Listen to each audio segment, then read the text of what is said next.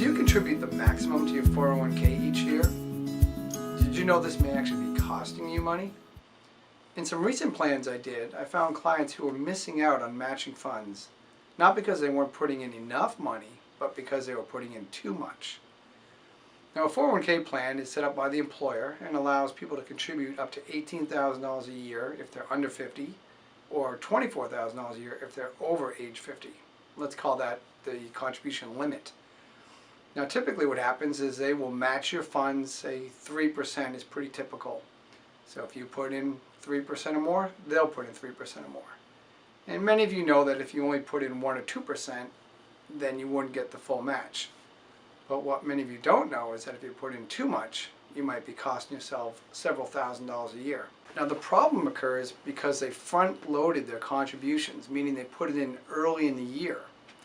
So they wanted to be aggressive, wanted to save a lot, and what happened is they reached their contribution limit early in the year or midway through the year, and because they're not contributing any longer, the company stopped matching.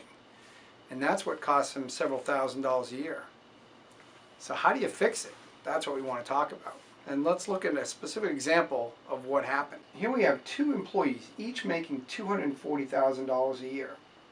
Now, the first employee decides they want to be nice and steady. They're going to put in 10% of their salary each month, so they're putting in $2,000 a month. And you can see by the end of December, they put in their full contribution limit of $24,000. Now, if you look at line 3, the cumulative employer match line, you'll see the employer here was pretty generous with a 4% match.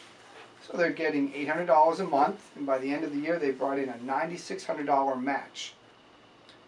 Now, employee B wanted to be a bit more aggressive, and they said, yeah, I'm going to put in 20% of my pay. Now, they've reached their contribution limit by the end of June. You can see they've got to $24,000, and for the rest of the year, they can't put in any more.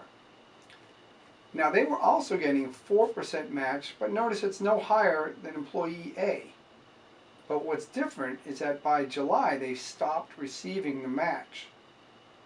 So by the end of December, their match is only about half, or they've lost out on $4,800 in matching funds. That's pretty substantial, and this could run, for consecutive years if you don't catch it.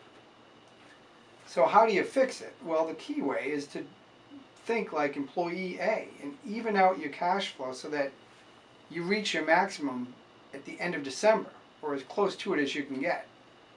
Now, every employer is different. There are some employers that I've worked with that don't penalize people that have reached their limits early, but I have done plans that have done that for people who reach early and they've missed out on matching for several years in a row. So it's important to look at your individual plan. It's important to ask your employer if you can change your contribution limit during the year if you need to, so that you can fine-tune it. But each plan is unique. This is not specific to any one person that is listening right now. I'm Don Dempsey of Dempsey Investment Management, fee-only independent financial planner in South Burlington, Vermont. I hope you found this information helpful. Thank you.